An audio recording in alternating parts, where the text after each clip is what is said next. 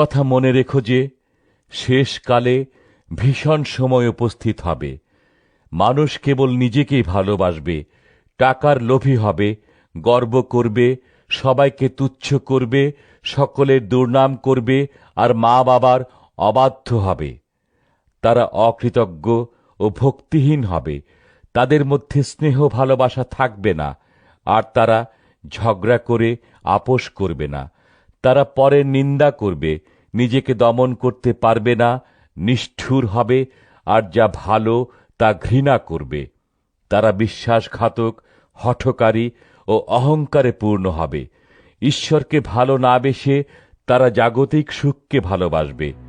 বাইরের চেহারা দেখলে মনে হবে যেন ঈশ্বরকে তারা কত না ভক্তি করে, কিন্তু আসলে ঈশ্বর ভক্তির শক্তিকেই তারা অস্বীকার করে। এই রকম লোকদের কাছ থেকে দূরে থেকো।